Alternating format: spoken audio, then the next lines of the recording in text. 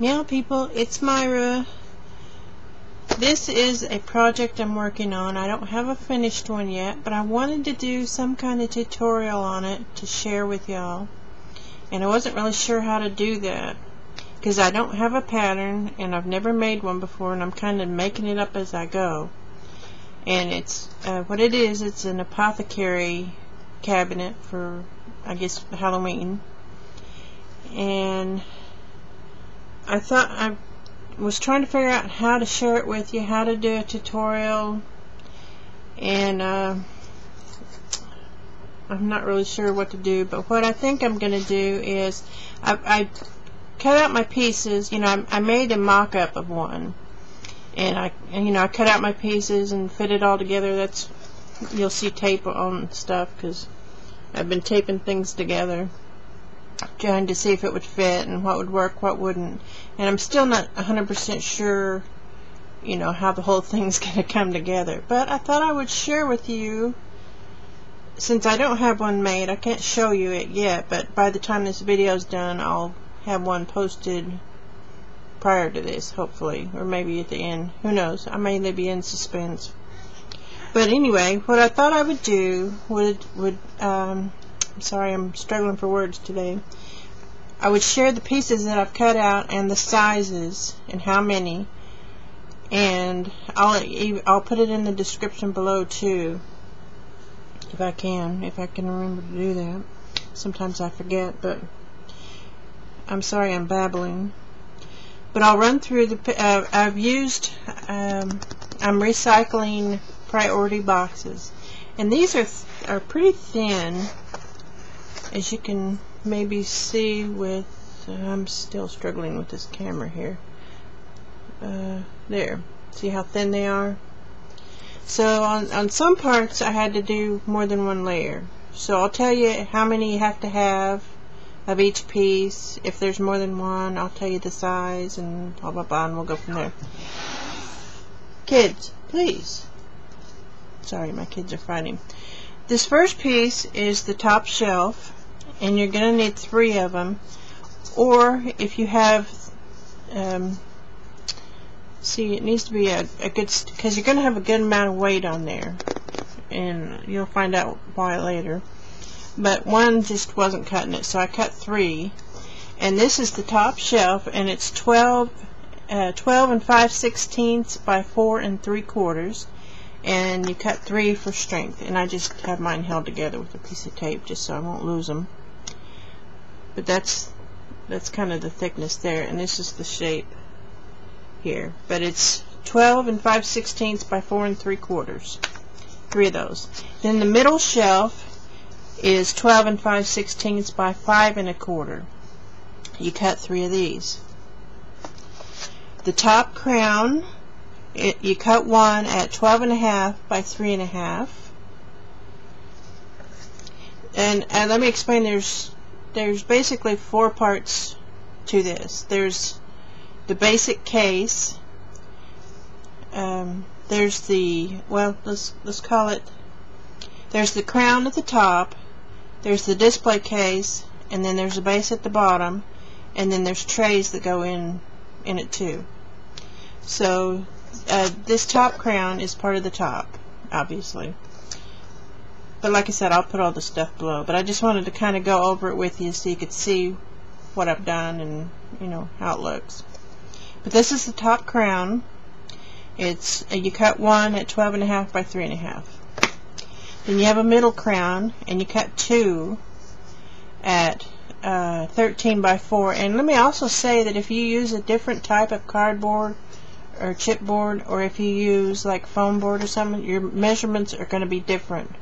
Because this is so thin, my measurements would be different than something thicker. So I'm trying to recycle and use, what I've saved up and what I have in these priority boxes. So anyway, let me quit babbling and go on with the measurements. You'll need 2 of the middle crown at 13 inches by 4 inches. This is all in US inches for those of you out of the US. And this is the bottom crown, and you'll need 2 of these at 13 1/2 by 4 1/2. So there's those.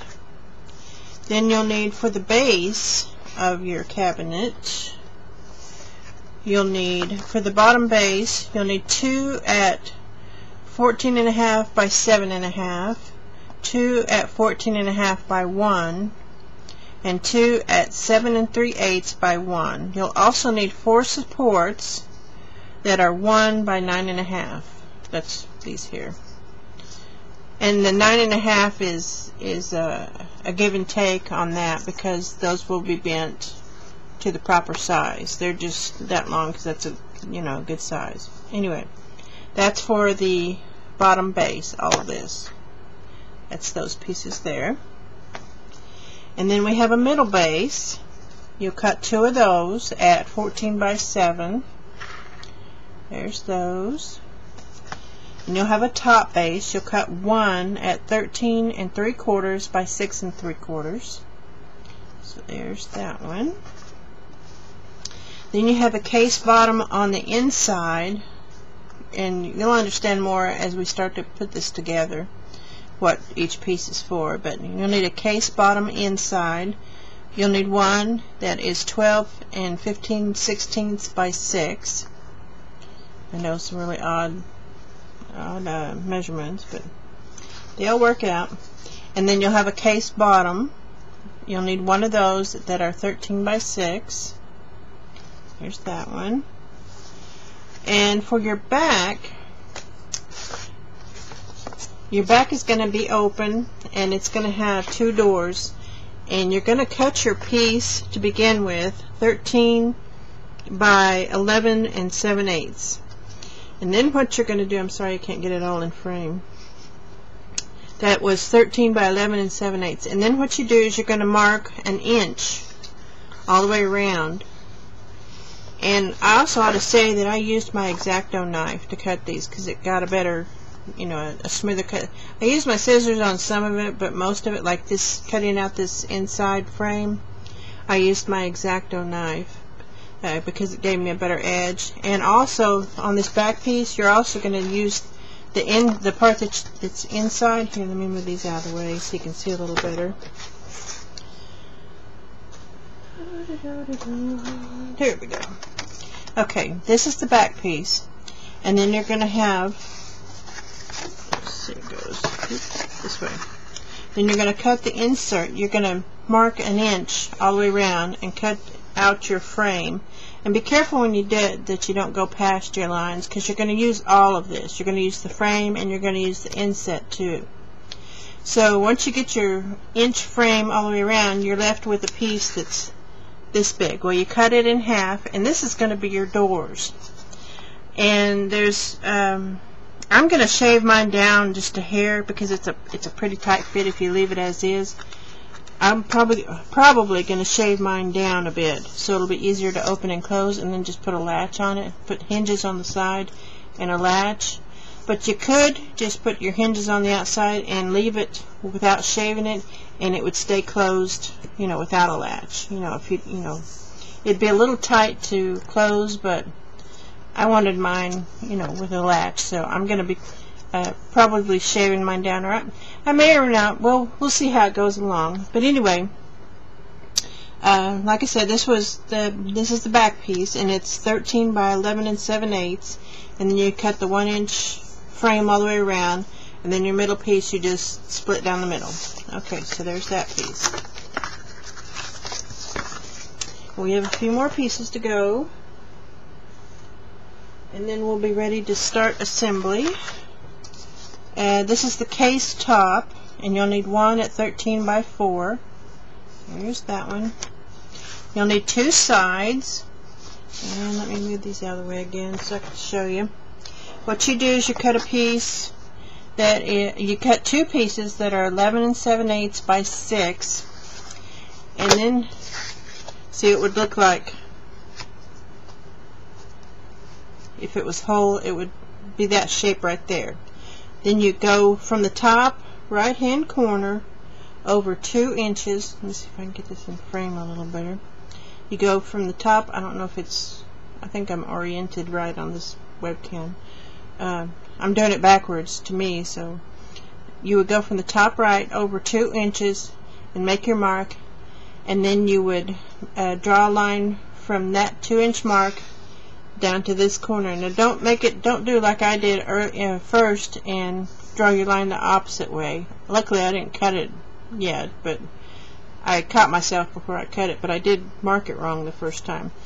But you're going over 2 inches, mark it, and then you go down to the same corner that you went over from. That ought to help maybe. The same side that you went over from, that's the corner you're going down to. And you're going to end up with a shape like this. 2 of them actually, because you have 2 sides. But you start out with a piece 11 and 7/8 by 6, and then go over 2 inches. So there's that. And then we have, don't need that. The bottom shelf of the case, you'll cut one that is 12 and 15/16 by 5 and 7/8. And then for the front, you're gonna, it's basically like the back, only you won't be using the inset. You can use it on something else, but for the front, you're gonna cut it one piece that is 13 by 12, and you're gonna do the 1-inch frame around it. So there's that. And then we're gonna also have some little, I also forgot this one. This is the bottom shelf supports. You need 6 of these that are 7/8 by 7.5. And then for the trays, there's 3 different size trays, and this is one that I just happened. I've put them. Like I said, I had it mocked up, and to make sure everything fit together, and that's why you see the tape on stuff. But you're going to make 3 of these trays that are this size here, and you're going to need 3 pieces for all 3. This is measurements for all 3 trays. Okay, you'll need 3 pieces that are 5.5 by 4 1/4, 6 pieces that are 4 1/4 by 1/2 inch, 6 pieces that are 5 3/8 by 1/2 inch. That will make these 3 trays here. That's your largest trays. Then we have a medium-sized tray. And this, again, the measurements are for all 3 trays. You need 3 pieces that are 4 3/4 by 4 1/4, 6 pieces that are 4 1/4 by 1/2, 6 pieces that are 4 5/8 by 1/2. So that's for the 3 middle trays. And then we have 3 smaller trays. And again, this is for the measurements for all 3 trays. You need 3 pieces that are 4 1/4 by 4 1/4, 6 pieces that are 4 1/4 by 1/2 inch, and 6 pieces that are 4 1/8 by 1/2 inch. Okay, so that's all the pieces that we need so far. I think that covers everything. You will also need, to put this together, you'll also need a piece of acetate to fit your front piece inside the frame, because you want a clear display on your Apothecary Display case. You'll also need your little apothecary items that go in, like little bottles and blah blah blah. We'll cover that later. And another thing I want to go through is, I wasn't sure how to put it together, because I didn't want to use hot glue, because hot glue is lumpy and you never can get it straight, and I wanted this pretty smooth. Plus this is really, like I said before, this is really thin, as you can see there, very very thin stuff, and I don't know if hot glue would work that well. So what I think I'm going to do is use a paper hinge to assemble everything. I'll know better as I go along, and what works, what doesn't, I'll let you know. But a paper hinge is like, for those of you that don't know, whenever you want to put 2 pieces together, you cut you a strip of paper, then you fold it in half. This would obviously be the size of whatever you're putting together. Like if I was wanting to put, sorry I'm so disorganized, but if you were like wanting to put these 2 pieces together, you take your piece, smear your glue on there or on your piece of paper, either way, and you put the hinge on like that, and that, it would obviously go the whole length, but that is how I think I'm going to assemble mine, is with the paper hinge. It may not work, it may work. We'll see as we go. Let's see, what else do I want to cover? Is that it for now?